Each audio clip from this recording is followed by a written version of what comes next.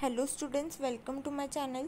तर आजच्या व्हिडिओमध्ये आपण इलेक्ट्रिकल सर्किट्सचे इम्पॉर्टंट टॉपिक्स बघणार आहे, जे की MSc AE आणि JEEसाठी खूपच इम्पॉर्टंट असणार आहेत. सो प्लीज हा व्हिडिओ शेवटपर्यंत नक्की पहा, जेणेकरून तुमच्या एक्झाम प्रिपरेशनमध्ये तुम्हाला नक्कीच खूप हेल्प होईल अशी मला आशा आहे. ओके, तर चला व्हिडिओला स्टार्ट करूया.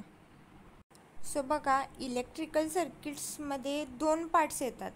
पहिला म्हणजे सर्किट लॉज आणि नंतर नेटवर्क थेरम्स. ओके, मग सर्किट लॉजमध्ये बेसिक जे काही सर्किट लॉज असतील ते तुम्हाला स्टडी करायचे आहेत. म्हणजे करंट डिव्हिजन असेल, व्होल्टेज डिव्हिजन रूल असेल.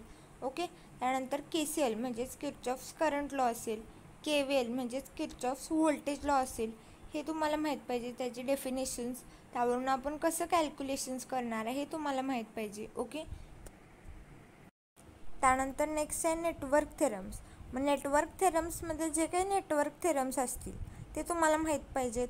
मग सुपरपोजिशन थेरम आला, थेवेनिन्स थेरम आला, नॉर्टन्स थेरम आला, रेसिप्रोसिटी थेरम आला, मॅक्झिमम पॉवर ट्रान्सफर थेरम आला. प्रत्येकाचं जे काही स्टेटमेंट आहे ते तुम्हाला माहीत पाहिजे. प्लस ते स्टेटमेंट यूज करून आपण करंट किंवा व्होल्टेज कसं कॅल्क्युलेट करणार आहे हे सुद्धा तुम्हाला तिथं आलं पाहिजे. यावर सुद्धा most of the times question विचारलेले आहेत. ओके,